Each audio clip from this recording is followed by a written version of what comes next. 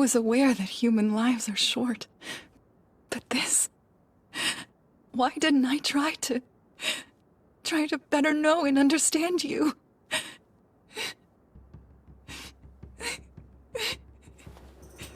The story that begins at the end, beyond the journey. Sousou no Frieren takes a different approach to your usual fantasy anime. This twist allows it to take its time with the story, not rush any key details, and keeps us intrigued and questioning everything. The story focuses around Frieren, an elf that was a member of the party that ended the Demon King's rule. Alongside her, we have Haita the priest, Aizen the warrior, and most importantly, Himmel the hero. Each of them played an important role for their victory against the Demon King, but we never see that moment. We see everything that occurs after that battle through the perspective of Frieren.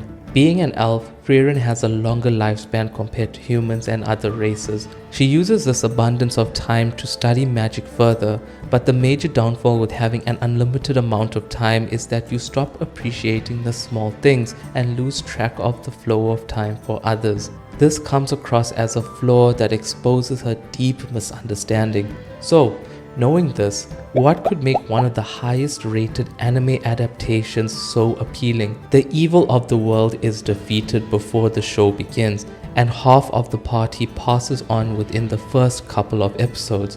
Well, while watching the show for the first time, I noticed 3 major themes that occur in season 1 that show me why this anime is so loved and appreciated.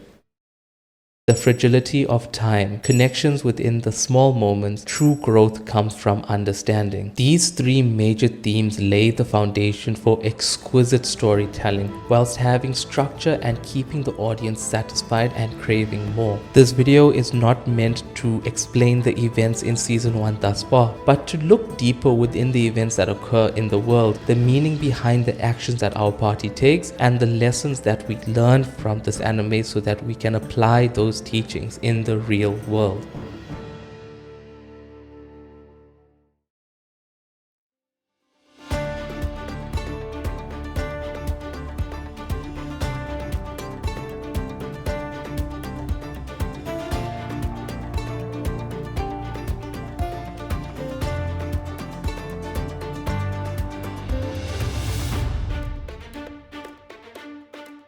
In the very first episode, we are introduced to the party that defeated the Demon King. Aizen, Haita, Frieren and Himmel all reminisce on their 10-year journey, along with the welcoming party they are going to receive. But Frieren does not seem to show any emotion towards this, stating that it was a mere 10-year journey. The use of the word mere indicates to us that the span of a decade was so short that it feels insignificant in reference to Frieren's lifespan. This is further exaggerated when the party witnessed a meteor shower on the day of their celebration. Himmel sees it as a perfect marking for the new era of peace, whilst Frieren is more focused on the view, stating she knows a better place to see the shower and that they will have to return to see it again in 50 years.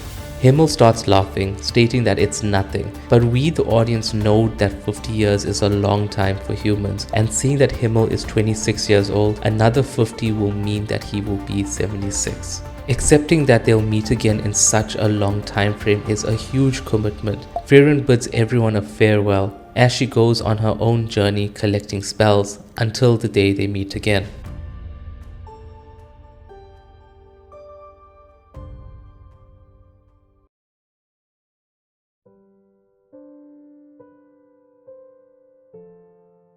"50 years have passed and the party reunite to witness the meteor shower. Everyone has aged up, with Himmel changing the most with his shorter stature, bald head and longer beard. Even with all the visual changes, the party is excited to take on the new quest, and for one, this will be their last. Himmel reminisces on his final journey, saying that traveling makes it feel as if he's returned to the older days of their past journey. Once they reach their destination, a quiet, cozy spot atop some hills, the party enjoyed the meteor shower once more, with Himmel truly enjoying every ounce of it. From his perspective, he waited close to his whole life to see this again, with his party and especially with Frieren. As the meteor shower ends, Himmel's vision fades and this chapter of his life fades to the end.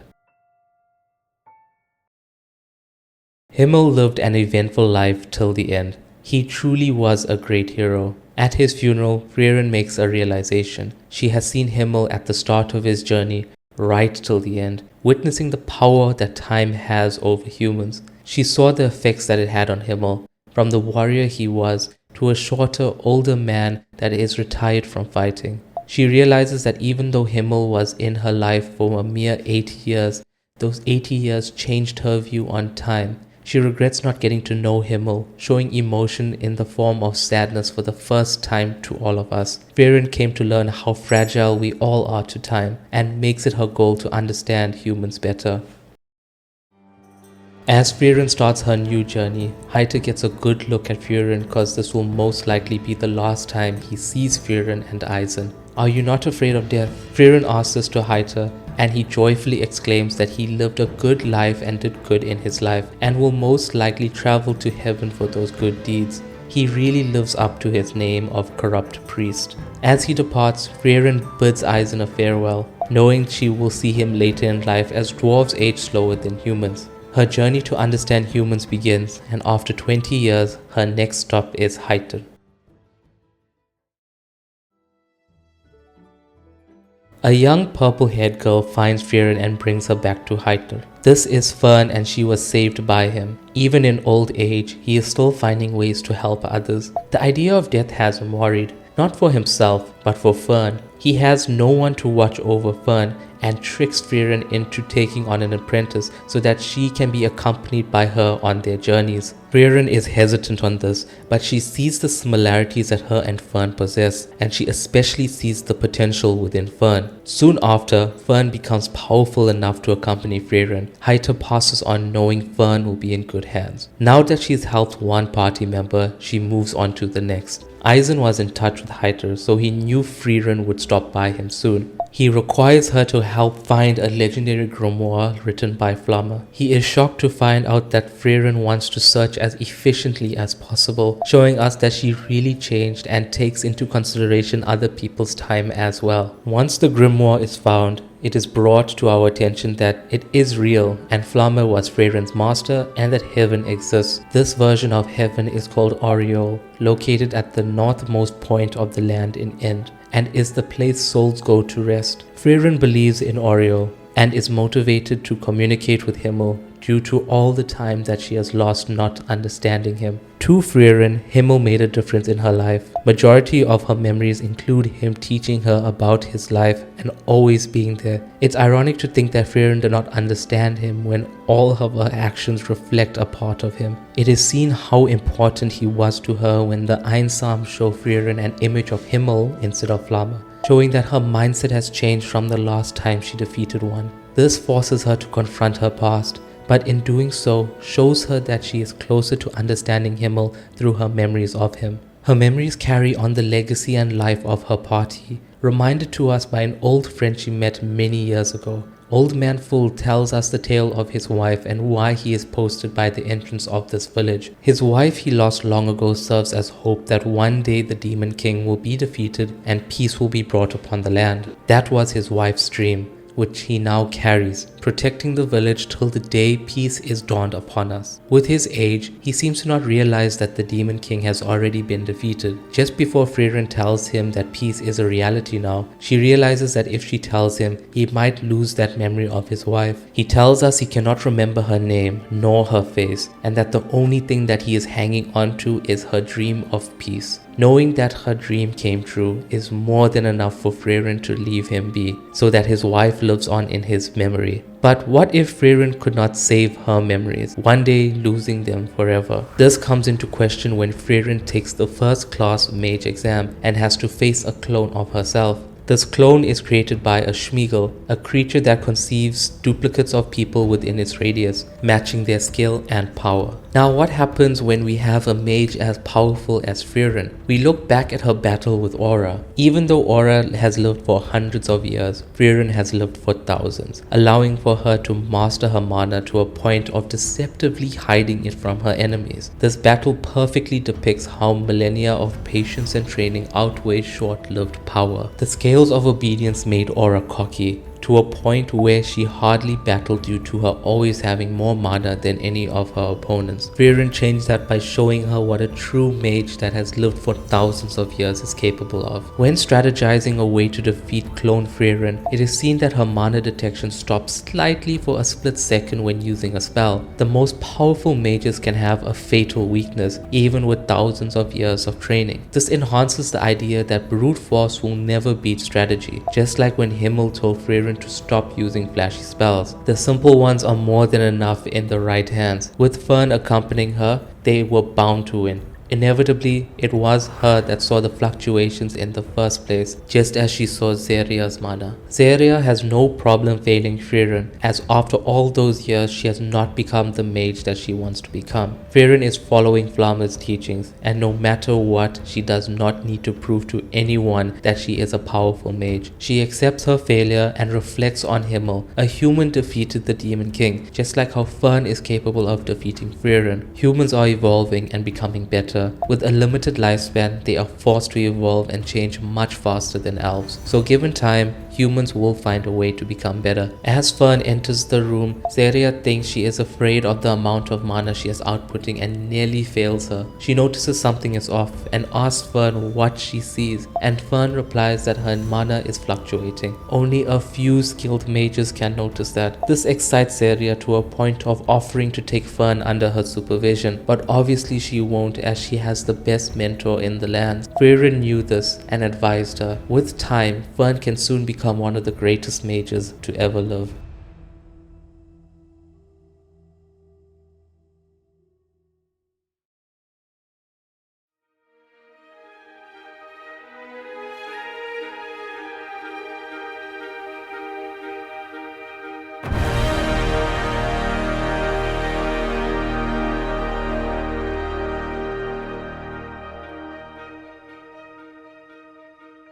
If this anime was based on the journey before the Demon King, then Himmel would have definitely been the protagonist of the story.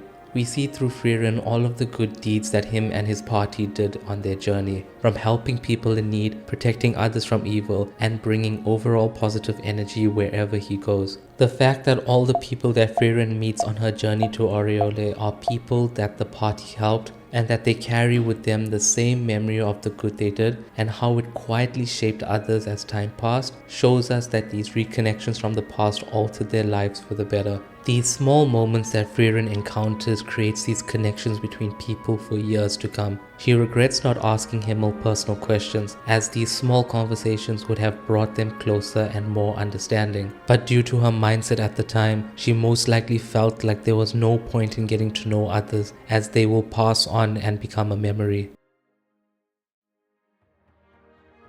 Being the hero that he is, Himmel saved multiple people he met along his journey from demons and monsters, courageously going into battle and inspiring others with hope. But it was not every time where defeating monsters inspired others. He also did small, mundane tasks to help people and communities wherever he stopped. This is something Frieren always practices in new areas that she visits. It is seen especially when a rock slide blocks a cart on the road. Instead of just levitating the cart, Frieren clears the rocks carefully and exclaims that she is doing this so that others will not need to struggle in crossing. As time passes on in their journey, Frieren takes on apprentices from her party members, Fern from Heiter and Stark from Eisen. Frieren is indifferent about the idea of having an apprentice, as most apprentices die early on in their adventure. Looking at how short human lives are, she was not interested in taking on the task, but after teaching Fern and listening to Eisen on his training with Stark, she gave in and took them in. This was not only because she needed a party, but these two are her previous party's apprentices. She continues to carry out their memory and legacy wherever she goes. Stark and Fern do have a bit of a complicated relationship. A lot of tension is displayed between the both, from Fern thinking he's a pervert and Stark thinking she is scary. But they warm up slowly, and the scene between them dancing ties them in together perfectly. I have no doubt that with Frieren, Stark and Fern learn to adapt to how she does things as well as grow on their own with her guidance. When faced with the solar dragon, Stark is seemingly the only one who can stand up to it and defeat it. The villagers believe in him, but why can he not believe in himself? We find out later on that he is strong enough to carve out an entire mountain with each slash of his axe, and that the dragon left the village alone because it sensed how immensely strong Stark truly is. He mirrors his master, Aizen, perfectly, from trembling in front of a foe but fighting anyway, to being so scared but knowing he has to get it done. During the dragon battle, Frieren has full belief and trust in him to a point where she doesn't even need to step in to help. Stark took down a dragon all on his own, using his fear to push him, backed by the belief Frieren had in him. Fern, on the other hand, lost her parents at a very young age. This was most likely due to demons destroying her village. She was about to end it all, but was saved by the words of Hyther. Those small words saved her and pushed her to carry her parents' memory and later Hyther's. As Fern learns from Frieren, Frieren also learns from Fern. Since she regrets not understanding Himmel when he was alive, she now makes every effort to learn about Fern. It is shown that for Fern's birthday, Frieren is anxious on what to get her. Even if it's not for what Fern likes or wants, it is the effort in trying to understand that is appreciated. Something as simple as watching the sunrise can be repetitive to Frieren, but her watching Fern savor every last minute of it brings her happiness. It shows us that all these little moments that are insignificant to an elf is truly meaningful to people that are close to you. It is with Fern that Frieren realizes that she needs to manage her time better, as it's not only her time that is being used up, but also Fern's. After communicating with Frieren, she is understanding, and majority of their next stops are more quicker visits rather than spending months there. It makes you think if the journey to the Demon King needed to be 10 years, or if Himmel's party stayed in areas much longer due to Frieren taking her time.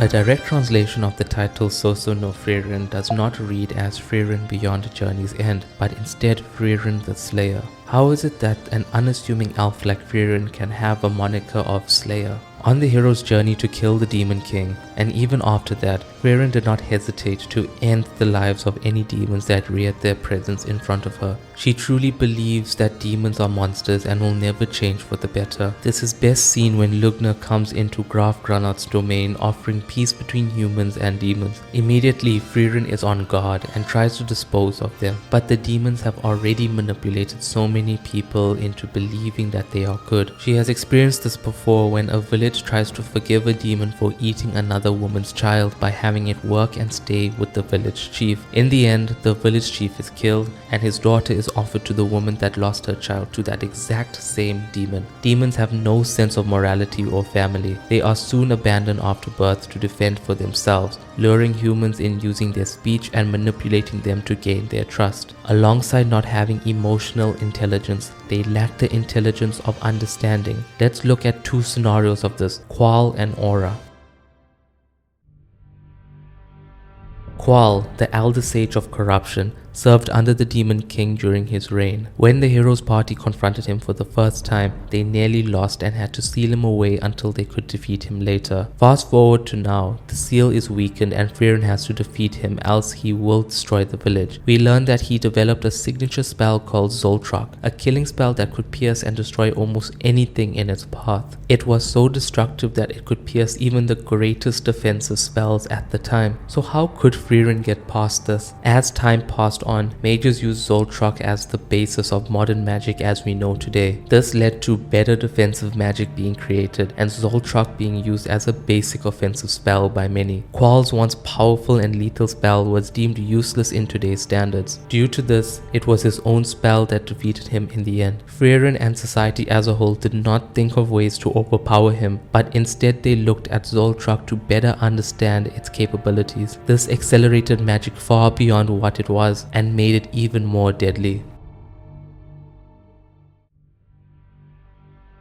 Aura the Guillotine, one of the Demon King's 7 stages of destruction, served directly under the Demon King until his defeat. She fled and reappeared outside Graf Granat's domain with an army of armored soldiers. Her signature magic Auserlis allows her to weigh the mana of her opponents against her using the scales of obedience. The soul with the least mana will be under the control of the soul with the most. Aura has lived for hundreds of years, had enough time to increase her mana and hone her skills on her magic. This resulted in her being very cocky as she knew her mana will always be more than her opponent. Until she met Frieren. Demons have mana detection, so when she saw Frieren with what seems to be an insignificant amount of mana, she knew this would be an easy win. But if demons can play the deception game, so can Frieren. Over thousands of years and guidance under Flamma's teachings, Frieren learned how to suppress her mana to a point where it looks as if she has a minuscule amount. This tactic is used to deceive demons into assuming their enemy does not stand a chance against them. It has saved Flamma before, and it will aid Frieren now. Aura weighs both her soul and Frieren's. It looks like she has won, but Frieren exudes even more, tipping the scales and giving her first order to Aura. Aura with her entire army and mana was never going to win a battle with Frieren and her strategic thinking. No powerful spells were used, and a simple command is what ended one of the 7 sages of destruction. The first class mage exam is required to be taken and passed in order to travel into the dangerous northern wastes. It consists of 3 stages. As a party, you must catch a stiller within a large barrier and not have any of your members die. Combat and strategy within a dungeon that holds powerful foes. And a suitability test. A stiller is a small orange bird that needs to be captured by each party in order to pass the first stage. One may think that this will be easy, but these birds are cunning and deceptive. They are as tough as dragons, have a hypersensitivity to mana, and can travel faster than the speed of sound. Trying to catch one with brute force or luck is near impossible. Frieren realizes this and devises a plan with her team members Kana and Lavina, something along the line of her philosophy of doing things slow and with thought.